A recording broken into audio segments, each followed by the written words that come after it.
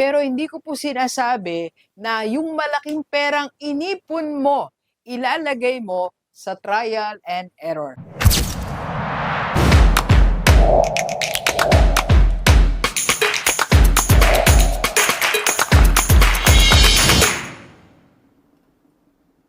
Delivers, balik tayo sa mga 50 years old. Pag-usapan natin, biggest money mistakes na nagagawa ng mga 50 years old. Yung iba dito, nagawa nito few years ago. And I regret.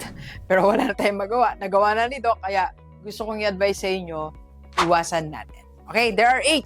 Simulan na natin. First, trial and error. Yes, at age 50, alam ko po, marami sa atin nakaipon na ng pera. And yung naipon natin, ginagastos natin for trial and error. So marami tayong gustong subukan. Sinusubukan natin magtayo ng restaurant. Sinusubukan natin mag-franchise ng coffee shop. Doc, di ba sabi mo sumubok ng ibang bagay? Yes, pero hindi ko po sinasabi na yung malaking perang inipon mo, ilalagay mo sa trial and error. Going back, no, siguro sinabi ko to mga few years ago, 3 years ago, ulitin ko uli. Pag naipon mo na, huwag mo nang galawin. Yes, alam mo gaano kahirap mag-ipon ng 100,000? Alam niyo po kung gaano kahirap mag-ipon ng 200,000? Tapos ilalagay natin sa trial and error na hindi tayo sure, hindi naman natin inaral. Tapos susubukan natin for the sake na meron tayong nakita, may nakita tayo na nagtagumpay sa TikTok, then may nag-advise sa atin na kumikita to, na pwede mong gawin to, tayo naman without planning, sinubukan natin. So, malaking money mistake po yan. Avoid trial and error na ang ginamit mong pera, inipon mo ng mahabang panahon. Alright? Second biggest money mistake is nandun pa rin tayo sa traditional saving formula. Yes, at age 50, nandun pa din tayo sa traditional way. Ano ba yung mga traditional way? Naka-envelope pa rin tayo. Nasa envelope pa din yung pera natin, nasa kama pa din, sa baul pa din, nandun pa din mga pera natin sa paligid natin. Doc, anong masama dyan? Hindi po yan masama ang ginagawa natin, but that is traditional. Unang-una, kinakain ng inflation rate ang pera natin.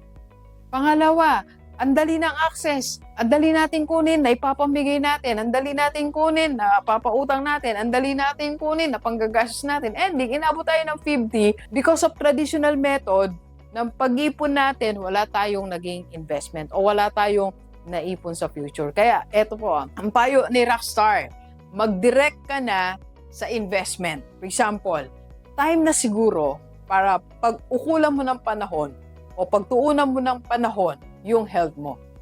For example, talagang weakness mo o hindi ka talaga nakakaipon or talagang nag-ipon ka pero napapamigay mo, nagagastos mo rin. So kung 50 years old ka, why not directly get an HMO, then magbayad ka monthly, so meron ka ng ipon. Sabi nga eto sinasabi ko lagi sa Kaiser, ito yung ipon na walang tapon. Wala kang itatapon yung ipon mo nandoon sa'yo. Pag nagkasakit ka, may healthcare ka. Pag namatay naman tayo, may maiwas sa family mo. Pag tumanda naman tayo, meron tayong investment. Alam nyo, napakadami ko na pong member na OFW. Sabi nila, Doc, salamat. Nag-Kaiser ako. Kasi iyan lang ang tiyak na naipon ko. Imagine mo, for how many years na working abroad, yun lang talaga naipon. Buti nag-Kaiser, at least may naiipon. So, umalis na tayo sa traditional way. So, pwede kang directly mag-HMO na may kasamang investment mo. Not all HMO may kasamang investment. Okay? Second po, so mag-direct ka na. Kung for example, may investment ka, mutual fund, kaya mong maglagay dyan every payday, or yung mga investment na may access ka. For example, like ko sinasabi, eto, punta ka lang sa MP2, magdala ka ng 500 mo. Yun na yung ipon mo. Kumikita na siya, secured, nasa government yung pera natin. With 7 to 8% na interest annual. So at least yung pera mo, kumikita siya. Okay? So find way kung saan ka pwedeng mag-invest ng hindi traditional. Alright? Number 3 po, middle class mindset pa rin tayo. Ano ba yung middle class mindset? Ito po yung alam mo na meron kang income na darating buwanan every 15 and 30th of the month. Kaya ang isip mo ngayon, meron kang pambabayad sa mga liabilities. So dahil alam mo meron kang income, guaranteed po kasi yan lalo sa mga empleyado na 50 years old. Siyempre, alam mo, meron kang sweldo kasi matagal din akong naging empleyado po eh. Nung mulan umaraw, kumidlat at pagising mo, abutan ka ng 15th or 30th, meron ka sweldo. So dahil ganun yung nangyayari sa atin, wala tayong panghihinayang na kumuha ng mga liabilities. Ano po yung mga yun? Yung mga inuhulugan natin cellphone, mga inuhulugan nating upuan, malaking TV, malaking ref. So nandun tayo sa mindset na yan. Biggest money mistake.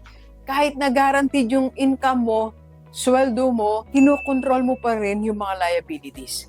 May nagtanong sa akin, Dok, hanggang magkano ba dapat kung ibigay lang or ilaan, i-budget para sa mga hulugan? Alam nyo, 10 to 20% lang na income mo dapat. Pag nag-40, 50, 60, wala na, talo na, taob na yung bangka, hindi na siya balanse. It's logic, di ba? Naisip naman natin yun. Imagine mo, 70% ng income mo na pambabayad mo ng mga hulugan mo, ano pa matira sa'yo? Hindi ka na talaga makakaipon. Okay? Next po, eto, napakasakit nito, biggest mistake, becoming guarantor. Alam nyo, marami na rin tayong pinagdaanan dyan. So, wag tayong mag-guarantee ng mga big amount, tapos sa atin may iiwan, kawawa ang mga 50 years old. Matanda na tayo, nagbabayad pa tayo ng utang ng iba. Ginastos ng iba. Okay, next. Other people are running your business na ikaw ang namuhunan. Namuhunan ka ng 500,000, then you allow other people to run it kasi nasa abroad ka o busy ka sa ibang bagay. So, ano nangyari? Lugi tayo. Biggest money mistake. Kaya nga, again, babalik tayo sa payo ni Rockstar.